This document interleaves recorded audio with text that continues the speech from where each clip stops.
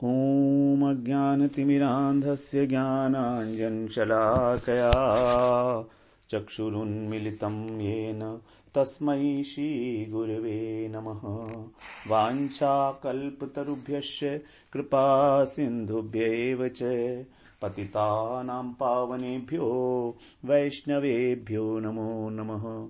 नमो महावदन्याय कृष्णप्रेमप्रदायते कृष्णाय कृष्ण चैतन्य नाम्ने गौरत्विषे नमः।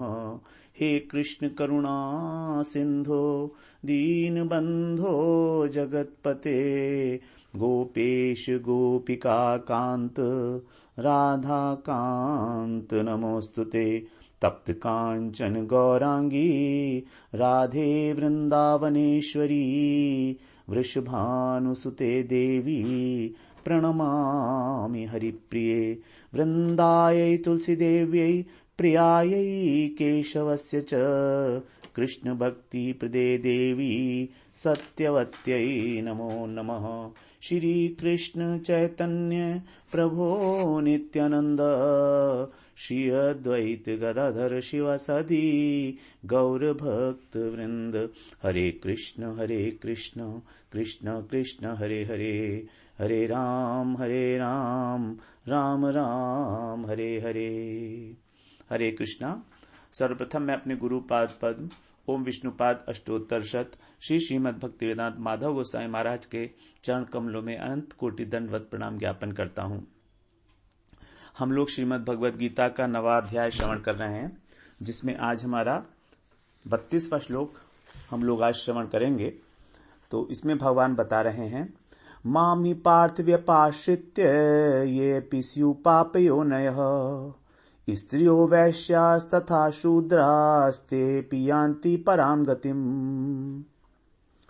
31वें श्लोक में भगवान ने बताया कि इससे पहले जो 2 श्लोक थे उसमें बताया कि जो मेरे अनन्य भक्त हैं, यदि किसी कारणवश कोई उनमें पाप देखा जाए तो उन्हें साधु मानना चाहिए। तो अब यहां पर यदि कोई नीच जाति में उत्पन्न हुआ है अथवा वो स्त्री है या शूद्र है तो उसके विषय में बता रहे हैं। माम ही पार्थ व्यपाश्रित्य, हे प्रथानंदन पार्थ अर्जुन, ये माने जो भी, अपि माने भी, तो ये भी पाप योने है, पाप योने माने पाप योनि वाले, स्यु माने होना, तो ये जो पाप योनि वाले हैं तथा दूसरे जो स्त्रियां हैं, वैश्य हैं और शूद्र हैं, तो वे भी ते अपि, वे भी मेरी शरण होकर व्यपाश्रित्य, मेरा आश्रय लेकर माम व्यपाश्रित्य निसंदेह ही माने निसंदेह ही परम गति को प्राप्त होते हैं, यान्ति पराम गतिम। अर्थात जो ये पाप योनि वाले व्यक्ति हैं और इसके अतिरिक्त जो स्त्रियां हैं, वैश्य और शूद्र हैं, वे भी यदि मेरी शरण लेते हैं तो निसंदेह उनको भी परम गति की प्राप्ति होगी। तो ये नहीं कि केवल पापी जो है उसी के लिए, जो अनन्य भक्त हो चुका है उसके लिए, ऐसा नहीं है। भक्तों के अतिरिक्त और सभी भगवान का आश्रय लेकर जो हैं वो परम गति को प्राप्त कर सकते हैं। तो भगवान की भक्ति में इतनी शक्ति है कि अगर किसी के अंदर किसी प्रकार का कोई दोष है, आगंतुक दोष है, तो उसको देखती नहीं है वो उसको।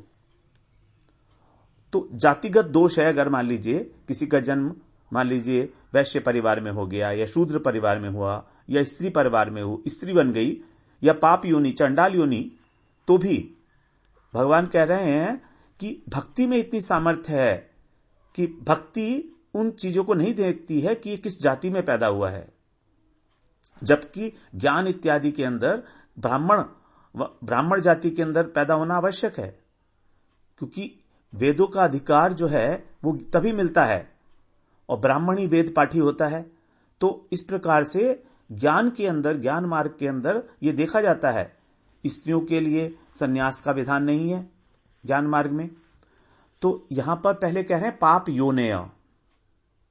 पाप योनेय का मतलब है कि जिसने इस जन्म में पाप किए हैं उसे तो भगवान ने कहा था दुराचारी 30वें श्लोक में, लेकिन जिन्होंने पूर्व जन्मों में पाप किए हैं और उन पापों को भोगने के लिए जिसे इस जन्म में नीच योनि मिली है। वास्तव में जब हमारा जन्म होता है तो हमारा किस योनि में जन्म होगा, किस जाति में, यह डिसाइड होगा कि हमारे कितने पाप हैं पूर्व जन्मों के। तो यदि अत्यधिक पाप हैं तो हमको नीच योनि मिलती है, नीच जाति मिलती है। तो पाप योनि जैसे चांडाल इत्यादि, चांडाल, भील, हूण, खस, यवन, मलेच्छ, ये सब मलेच्छ बोले जाते हैं इनको। ये किसी भी वर्ण में नहीं आते हैं। जैसे 4 प्रकार के वर्ण है ना, ब्राह्मण, क्षत्रिय, वैश्य, शूद्र, तो इनसे जो अलग हैं अंत्यज, वो इनसे भी निकृष्ट जो है, शूद्र से भी जो बहुत निकृष्ट हैं, उसको कहा जाता है मलेच्छ। तो यही है पाप योनि। तो भगवान की भक्ति के लिए किसी भी जाति और वर्ण की कोई बाधा नहीं है। तो पाप योनि में हम लोग राक्षस, असुर, पशु, पक्षी इत्यादि को भी ले सकते हैं। लेकिन ऐसा होते हुए भी ये सभी भक्ति के अधिकारी हैं, क्योंकि भक्ति की शरण लेने से ही सभी पवित्र हो जाएंगे। भगवान ने कहा है, केवलेन ही भावेन गोप्यो गावो नगा मृगा ये अन्य मूढ़धियो नागा सिद्धा सिद्धा मामी युरंजसा। अर्थात अनन्य भाव से सिद्ध होकर गोपियां, गाय, वृक्ष, पशु, नाग, इस प्रकार से जितने भी मूढ़ प्राणी हैं, इन सब ने ही अनायास मेरी भक्ति प्राप्त की है। 11वें स्कंध के 12वें अध्याय के 8वें श्लोक में केवलेन ही भावेन, केवल भक्ति भाव के द्वारा ही गोपियों ने, गायों ने, जब भगवान आए थे, जब कृष्ण आए थे, तो उस समय अनन्य भाव से उन्होंने भक्ति की थी और भगवान को अंजसा, अनायास प्राप्त कर लिया था, सिद्धि प्राप्त कर ली थी। नारद भक्ति सूत्र में भी बताया, नारद जी कह रहे हैं, नास्ति तेषु जाति विद्या रूप कुल धन क्रियादि भेद। अर्थात भक्तों के अंदर जाति, विद्या, रूप, कुल, धन और क्रिया का कोई भेद नहीं है। कौन सी जाति में व्यक्ति का जन्म हुआ है, कितनी उसने विद्या प्राप्त की है, विद्वान है या मूर्ख है, सुंदर है या कुरूप है, कुल कौन सा है उसका, उच्च कुल है, नीच कुल है, धन उसके पास है कि नहीं है, वो क्या कार्य करता है, उसका आचरण कैसा है, इन सब चीज का कोई महत्व नहीं है भक्ति के अंदर। भागवत में फिर स्पष्ट बोला है 2 स्कंध के 4 अध्याय के 18वें श्लोक में, किरात हूणाध्र पुलिंद्र पुलकसा आभीर कंका यवना खसादय ये अन्ये च पापा यदुपाश्रयाश्रय शुद्ध्यन्ति तस्मै प्रभ विष्णवे नमः। इसमें सभी जातियों के नाम बताए हैं जो पाप योनि हैं। किरात, हूण, आंध्र, पुलिंद, पुलकस, आभीर, कंक, यवन, खस और जितने भी नीच जाति में उत्पन्न मनुष्य हैं। तो जिन्होंने भी भगवान के आश्रित भक्तों की चरण ग्रहण की है, भगवान के नहीं, भगवान के जो आश्रित भक्त हैं उनका जिन्होंने अनुगत्य किया है, वे उसी से शुद्ध हो जाते हैं। शुद्ध्यंति तस्मै प्रभ विष्णवे नमः। भगवान का आश्रय नहीं लिया है इन्होंने, भगवान के भक्तों का आश्रय लिया है। तो उन सर्वेश्वर भगवान को बारंबार प्रणाम है। तस्मै प्रभ विष्णवे नमः। तो वे तभी शुद्ध होंगे जब किसी शुद्ध भक्त को वो अनुगत्य करेंगे, गुरु पदाश्रय करेंगे। और नीच जाति में जन्म लेने का कारण था उनके पूर्व जन्म के पाप, अर्थात उनका प्रारब्ध। तो इसका मतलब प्रारब्ध पाप भी भक्ति से दूर हो जाता है। पाप 2 प्रकार के होते हैं, प्रारब्ध और अप्रारब्ध। तो अप्रारब्ध पाप तो वो हैं जो संचित हैं, जिसका फल हमें इस जन्म में नहीं भोगना है, जो पड़े हुए हैं अप्रारब्ध, जो जिनका फल अभी प्रारंभ नहीं हुआ है, मतलब वो संचित पाप हैं। तो वो पाप जो हैं, संचित पाप, तो ज्ञान से और योग से भी दूर हो जाते हैं। लेकिन प्रारब्ध पाप जो हैं, वो जिन्हें इस जन्म में भोगना है, वे केवल भक्ति से ही नष्ट होते हैं। अब इस बात का क्या प्रमाण है कि प्रारब्ध पाप भी हमारे भक्ति से नष्ट हो जाते हैं? तो इसमें देवहूति जी कपिल भगवान से कह रही हैं, 3 स्कंध में 33वें अध्याय का 6वां श्लोक, यन्नामधेय श्रवणानुकीर्तनात् यत् प्रगृणाति स्मरणादपि क्वचित् स्वादोऽपि सद्य सवनाय कल्पते कुतः पुनस्ते भगवन्नुदर्शनात्। यह वो कह रही हैं कि आपका नाम का श्रवण करने से, श्रवणा अनुकीर्तनात्, कीर्तन करने से, यत प्रहणात, प्रग्रहणात मतलब नमस्कार करने से और स्मरण करने से, चांडाल भी यज्ञ करने का अधिकारी हो जाता है। स्वादो, स्वादो का मतलब होता है चांडाल भी, सद्य तुरंत, सवनाय कल्पते यज्ञ करने का अधिकारी हो जाता है। मतलब ये नहीं कि अगर चांडाल भक्ति कर रहा है तो उसको अगले जन्म में उसको हो सकता है ब्राह्मण योनि या यज्ञ करने का अधिकार मिले, ऐसा नहीं है। इसी जन्म में, अगले जन्म की अपेक्षा किए बिना इसी जन्म में वो यज्ञ करने का अधिकारी हो जाता है। तो फिर हे भगवान, आपके दर्शन का जो प्रभाव है उसे क्या कहें, उसके बारे में क्या कहना है? कुतः पुनस्ते भगवन् नुदर्शनात्, दर्शन की तो बात ही अलग है। तो इस श्लोक में नीच कुल में जो उत्पन्न व्यक्ति है, नीच कुल में उत्पन्न व्यक्ति जिसकी कुल के अनुरूप आचरण में रुचि नहीं है, वो चांडाल घर में पैदा तो हो गया लेकिन उसकी रुचि नहीं है, वो वाला कार्य नहीं कर रहा है वो, और सद्गुरु का आश्रय ले रहा है, भजन कर रहा है भगवान का। यदि वो कार्य कर भी रहा है तो बिना रुचि के कर रहा है। जैसे सदना कसाई, तो कसाई थे, काम कसाई का करते थे लेकिन उसमें कोई रुचि नहीं थी उनकी, क्योंकि उनका वो वही उनका घर था, उसी के अंदर तो जो काम चल रहा था परंपरा से वही उनको मिला, तो वही काम कर रहे थे, लेकिन वो भक्त थे। तो उनका जो जातिगत दोष है, जातिगत दोष का कारण होता है हमारे पूर्व जन्म के पाप।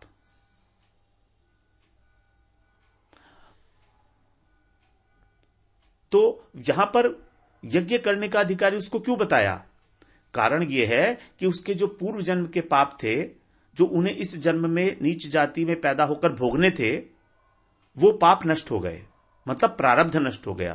तभी तो वो अधिकारी हो गया ना यज्ञ करने का। देखिए, यज्ञ करने का अधिकारी तभी तो होगा ना जब पाप नष्ट हो जाएंगे जो इस जन्म में उसको भोगने हैं। तो जिन प्रारब्ध को लेकर वो पैदा हुआ नीच जाति में, वो जो प्रारब्ध पाप थे वो नष्ट हो गए, तभी तो वो अधिकारी बन गया ना यज्ञ करने का। तो उसके नष्ट होने के कारण ही वो योग्य हुआ है। अब इसका यह मतलब कदापि नहीं कि वो यज्ञ करेगा, ऐसा नहीं है। उन्होंने कहा वो यज्ञ करने का अधिकारी हो जाता है। तो वो तो भजन कर रहा है, तो भजन जब कर रहा है व्यक्ति, तो वो यज्ञ क्यों करेगा? यज्ञ तो कर्मकांड हो गया, तो उसे कर्मकांड करने की आवश्यकता नहीं है। उसकी रुचि तो भगवान के भजन में ही है।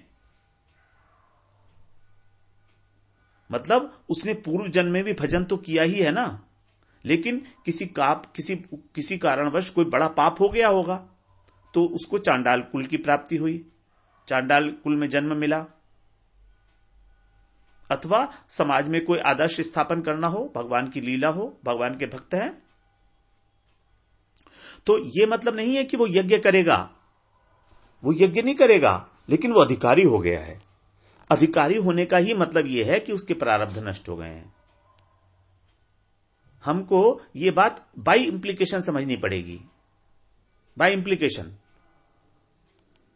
क्योंकि ये कह दिया उन्होंने कि यज्ञ करने का अधिकारी हो गया है, तो इसका मतलब है उसके पाप नष्ट हो गए। कौन से पाप? प्रारब्ध वाले, जो उन्हें भोगने थे इस जन्म में, तभी तो कह दिया उन्होंने।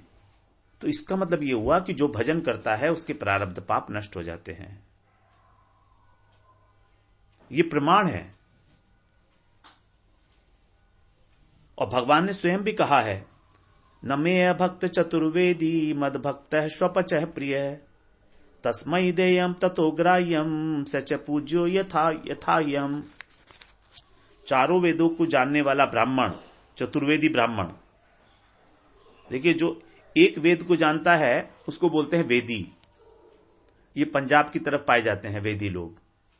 जो दो वेदों का जानकार है उसको बोलते हैं द्वेदी। जो तीन वेदों को, उसको त्रिवेदी। और जो चारों वेदों को जानने वाला है उसे बोलते हैं चतुर्वेदी। तो न में अभक्त चतुर्वेदी, चतुर्वेदी जो है वो ब्राह्मण अगर है तो भक्त होगा ही, ऐसा नहीं है। मद भक्त है स्वपच, और मेरा भक्त यदि चांडाल है तो वो भी मुझे प्रिय है। मद भक्त है स्वपच प्रिय, वो मुझे प्रिय है। और वही वास्तव में जो मेरा भक्त है यथार्थ रूप में तस्मै देयम ततो ग्राह्यम, उसी को हमें दान देना चाहिए और उसी से हम कोई वस्तु ग्रहण करनी चाहिए। तस्मै देयम, उसी को देना चाहिए, और ततो ग्राह्यम, और उसी से ग्रहण करना चाहिए। क्यों? सच पूज्यो यथा ही हम, जिस प्रकार मैं पूज्य हूं उसी प्रकार से वह व्यक्ति, चाहे वो चांडाल कुल में जन्म लिया हो, वो भी पूज्य हो जाता है। कितनी बड़ी बात भगवान बता रहे हैं। ये भक्ति की महिमा है कि किसी भी कुल में उत्पन्न क्यों ना हो, भक्ति ये नहीं देखती कि किस कुल में इसका जन्म हुआ है। फिर देवहूति जी आगे बता रही हैं तीसरे अध्याय में, तीसरे स्कंद में ही 33वें अध्याय के 7वें श्लोक में, अहो बत्स्वपचो तो गरीयान यज्ञे व्याग्रे वर्तते नाम तुभ्यम ते पुस्तपस्ते जुहुवु ससनुरार्या ब्रह्मान चुरनाम गृणन्ति एते। अहो, अहो बत, कितने आश्चर्य की बात है। अहो का मतलब आश्चर्य, कितने आश्चर्य की बात है, कितना हर्ष का विषय है।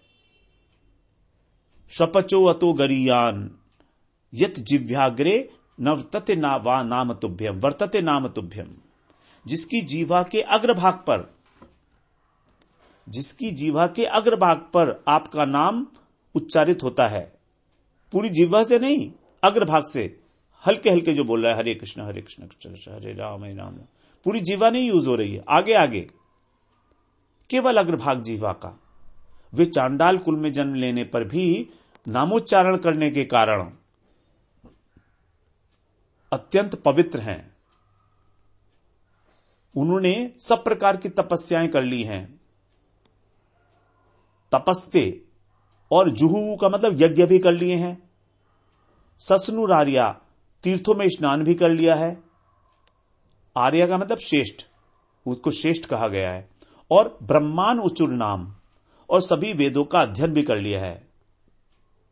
तो जो इस प्रकार से अपनी जिह्वा के अग्रभाग पर आपका नाम लेते हैं, अग्रभाग से, उनकी ये महिमा है कि वो सब प्रकार से कृतार्थ हो गए हैं। उदाहरण तो हम जानते ही हैं इसमें किस प्रकार से, जैसे निषाद राज थे, गु भीलों के राजा थे ये, तो ये तो पाप योनि ही मानी जाती है भील। तो राम ने इनको अपना सखा बनाया था। जब भगवान वनवास के लिए जा रहे थे तब रास्ते में इनसे भेंट हुई थी, और राम ने इनको अपना सखा मानकर अपने गले लगाया था। इसीलिए जब भरत राम से मिलने जा रहे थे चित्रकूट, तो भरत जी ने भी इनको अपने गले लगाया था। भरत को पता था कि अब ये सखा है राम के। फिर नारद जी की कृपा से व्याघ्र जो था उसका उद्धार हुआ, जो पशुओं को मारता था और उसके अंदर उनकी पूरी हत्या भी नहीं करता था, उनको तड़पाता था और तब मरते थे वो। इसका आचरण कितना क्रूर था, उसको भी नारद जी की कृपा हुई। फिर कालिया नाग, वो तो नाग था, उस पर भी कृष्ण की कृपा की, उद्धार किया उसका। भगवान राम ने शबरी का उद्धार किया। गीधराज जटायु जी थे, भगवान ने उनका अंतिम संस्कार किया, कृपा की उनके ऊपर, अपने पिता की तरह उनका अंतिम संस्कार किया भगवान राम ने। तो शास्त्रों में अनेक उदाहरण भरे पड़े हैं इस चीज के कि जब नीच जातियों के लोगों पर भगवान ने कृपा की है। क्योंकि भगवान किसी के गुण की ओर नहीं देखते हैं, वो केवल भाव देखते हैं। भक्त्या तुष्यति केवलम न च गुणैर भक्ति प्रियो माधव। माधव कैसे हैं? भक्ति प्रियो माधव न च गुणई, गुण की ओर उनका ध्यान नहीं है। भक्त्या तुष्यति केवलम, केवल भक्ति ही उनको तुष्ट कर सकती है, संतुष्ट कर सकती है। तो ये हुई बात हमारी पाप योनय। अब हम चर्चा कर लेते हैं स्त्री, वैश्य और शूद्र, इन तीन विषय, इन तीनों के बारे में भी भगवान ने यहां पर बताया है। तो कुछ टीकाकारों ने स्त्री, वैश्य और शूद्र इन तीनों का विशेषण मान लिया है पाप योनि को। यह तर्क संगत नहीं है, क्योंकि स्त्रियां चारों वर्णों में होती हैं। अब ब्राह्मण और क्षत्रिय की स्त्री को पाप योनि कैसे मान सकते हैं? तो पाप योनि कहा, पाप योनि जो है वो अलग है, इनका विशेषण नहीं हो सकता। जैसे ब्राह्मण, क्षत्रिय और वैश्य पत्नियां हैं, वो अपने पति के साथ यज्ञ आदि में उनका अधिकार है, वैदिक कर्मों में अधिकार है उनका, तो उनको पाप योनि नहीं मान सकते स्त्रियों को किसी प्रकार से। और चारों वर्णों में आते हुए भी स्त्रियां तो चारों वर्णों में हैं, तो भगवान ने स्त्रियों का नाम अलग से क्यों लिया, अलग से लिया है यहां पर? तो इसका अर्थ यह है कि स्त्रियां जो हैं मेरी भक्ति करें, ये अपने पति के साथ करें, ये कोई नियम नहीं है। स्त्रियां स्वतंत्र रूप से भी मेरी भक्ति कर सकती हैं, तभी भगवान ने यहां पर स्त्रियों का नाम अलग से लिया। स्त्रियों को किसी भी प्रकार से हे बताने का अर्थ नहीं है भगवान का, बल्कि यह है उनका अर्थ कि वो स्वतंत्र रूप से मेरी भक्ति कर सकती हैं। जैसे यज्ञ पत्नियां, कालिय नाग की पत्नियां, तो इन लोगों ने अनेक प्रकार से भगवान की भक्ति की है स्त्रियों ने, और भगवत प्राप्ति की है। देवहूति जी हैं, शबरी हैं, कुंती, द्रौपदी, और अभी में मीराबाई, कर्माबाई, ये सब स्त्रियां, इन्होंने भगवान की भक्ति स्वतंत्र रूप से की है और भगवत प्राप्ति की है। इसलिए भगवान ने यहां पर स्त्रियों का नाम लिया गया। तो जो स्त्रियों को, स्त्री और वैश्य और शूद्र को पाप योनि मानते हैं, वो बिल्कुल गलत धारणा है। फिर बताया आगे वैश्य। अब वैश्य को पाप योनि नहीं कह सकते, क्योंकि श्रुतियों के अनुसार जो जीव पुण्यवान है उनका जन्म या तो ब्राह्मण कुल में होता है, या क्षत्रिय, या वैश्य। और जो नीच आचरण वाले हैं उनका जन्म होता है चांडाल योनि में, या कुकर, शुकर इत्यादि योनियों में। छांदोग्य उपनिषद में कहा गया है कि जो पुण्यवान लोग हैं उन्हीं का जन्म होता है ब्राह्मण, क्षत्रिय और वैश्य कुल के अंदर। तो इस प्रकार से वैश्य को भी हम पाप योनि नहीं मान सकते। और वैश्यों को तो वेद पढ़ने का भी अधिकार है, यज्ञ आदि का अधिकार है उपनयन संस्कार के बाद। वैश्यों के अंदर तुलाधार वैश्य थे, समाधि नाम के भी एक वैश्य थे, उनका नाम आता है। तो इस प्रकार से वैश्य को भी पाप योनि नहीं कह सकते हम लोग। अब शूद्र की बात करें, शूद्र कुल में तो विदुर जी भी उत्पन्न हुए थे, दासी पुत्र थे विदुर जी, भगवान के परम भक्त। संजय, जिन्होंने धृतराष्ट्र को गीता सुनाई है, सूत पुत्र थे, ये भी भगवान के परम भक्त थे, तत्वज्ञ थे सूत। और अर्जुन से इनकी मित्रता थी संजय की। अर्जुन के अंतःपुर में संजय जी को प्रवेश करने का पूरा अधिकार था, जब चाहे तब जा सकते हैं। क्योंकि जब संजय कौरवों की ओर से पांडवों के शिविर में गए थे एक बार, तो उस समय अर्जुन अपने शिविर में बैठे थे, अर्जुन और कृष्ण, और साथ में उनके द्रौपदी और सत्यभामा जी भी बैठी थी। तो वहीं जाकर ये उनसे मिले थे। महाभारत में इस प्रकार का वर्णन आता है। तो भगवान कृष्ण को जो साक्षात भगवान के रूप में जानते थे, कुछ ही लोग थे ऐसे जो जानते थे भगवान को साक्षात कृष्ण के रूप में, ये उन्हीं में से एक थे। जैसे कुंती जानती थी कि कृष्ण जो है साक्षात भगवान है, कुंती, भीष्म, विदुर और संजय ये चारों जानते थे भगवान का स्वरूप। तो यहां पर स्त्री, वैश्य और शूद्र को अलग से देने का कारण यह है कि इन तीनों का जीवन प्राय है दुखपूर्ण होता है, प्राय है। तीनों ही किसी ना किसी के आश्रित होते हैं। स्त्री अपने पति के आश्रित है, बचपन में पिता के आश्रित है, बुढ़ापे में पुत्र के आश्रित है, शूद्र भी आश्रित है। और वैश्य जो है वो अपनी जीविका वृत्ति, धन कमाना है उसको, तो वो भी उसको भी हमें आश्रित मानना पड़ेगा, क्योंकि पराधीन को तो कहीं सुख नहीं मिलता है ना, पराधीन सपने हो सुख नहीं। तो पराधीनता को एक प्रकार का अभिशाप माना जाता है। तो इसीलिए भगवान ने उनको आश्वस्त करने के लिए स्पेशली इन तीनों का नाम लिया। स्त्री को कुछ ना कुछ तो शासन स्वीकार करना पड़ता ही है, चाहे भले आजकल की बात अलग है, लेकिन फिर भी कहीं ना कहीं तो आश्रय लेना ही पड़ता है उसको। और वैश्य तो जो है 24 घंटे का नौकर है, पैसा जो कमाना है उसको, कहीं से उधार लिया, कहीं किसी को दे रखा है, किसी को वसूल करना है, तो कहीं भी कोई गड़बड़ हो गई तो उसकी हालत खराब हो जाती है, टेंशन हो जाएगा उसे, तो यही उसकी अधीनता है। और शूद्र तो सबकी सेवा करता है, जितने भी है, ब्राह्मण, क्षत्रिय, वैश्य तो पराधीन ही है। तो इस बात को ध्यान में रख के भगवान ने इनका अलग से नाम लिया। इसके अतिरिक्त स्त्रियां निर्बल भी होती हैं, वैश्य लोभी होता है और शूद्र मूढ़ होता है, थोड़ी सी अकल की कमी होती है। तो इसलिए भगवान विशेष रूप से इनका ध्यान रखने के लिए कह रहे हैं। तो इस प्रकार जो श्रद्धा पूर्वक भगवान की शरण लेता है, विश्वास पूर्वक, व्यपाश्रित्य, उसे ही भगवत प्राप्ति होती है। तो भगवान की शरण लेने के लिए कोई वस्तु की आवश्यकता है किसी की नहीं, किसी चीज की कोई आवश्यकता नहीं है, केवल भक्ति के द्वारा ही भगवत प्राप्ति हो सकती है। तभी तो भगवान ने कहा था पत्रम पुष्पम फलम तोयम। पत्रम पुष्पम फलम तोयम क्या है? बहुत ही एक ऐसी चीज है, वस्तु है जो सबको अवेलेबल है हमेशा।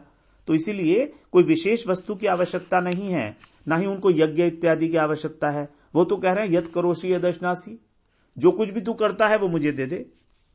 ये नहीं कि मेरे लिए स्पेशली तुम यज्ञ करो, लेकिन भक्ति अनन्य होनी चाहिए तुम्हारी। फिर आगे यहां पर भगवान बता रहे हैं ते अपि। अपि का मतलब है, अपि शब्द यहां 2 बार आया है। अपि शब्द इस श्लोक में 2 बार आया, ये अपि और ते अपि। मतलब इसका कारण यह है कि जो स्त्री, वैश्य, शूद्र और जो पाप योनि लोग हैं, मनुष्य हैं, कोई भी हो, भगवान किसी में भी भेद बुद्धि नहीं रखते। इसीलिए भगवान ने अपि अपि शब्द को यूज किया। वे भी मतलब और जो भक्त हैं भगवान के, उनको तो पार करेंगे ही, वो तो भगवान को प्राप्त करेंगे ही करेंगे, लेकिन ये जो पराधीन हैं, जिनको समाज में निकृष्ट माना जाता है, जिनको अधिकार नहीं है वेद इत्यादि का, वेदों में अधिकार नहीं है स्त्रियों का, लेकिन इसका ये मतलब नहीं है कि भगवत प्राप्ति नहीं कर सकते। वो भगवत प्राप्ति करने के लिए सर्वथा सभी लोग स्वतंत्र हैं। केवल भगवान के प्रति हमें अनन्य भाव, अनन्य भक्ति होनी चाहिए। तो ये सब भगवान भक्ति की महिमा बता रहे हैं, अपनी अनन्य भक्ति की महिमा, कि सबके लिए दरवाजे खुले हुए हैं। प्रश्न यह है कि हम कितनी मात्रा में भगवान की शरणागति लेने के लिए तैयार हैं। यही है वास्तविकता। तो अब हम लोग अगले सत्र में फिर 33वें श्लोक में फिर प्रवेश करेंगे। वांछा कल्पतरुभ्यश्च कृपा सिंधुभ्येव च पतितानां पावनेभ्यो वैष्णवेभ्यो नमो नमः।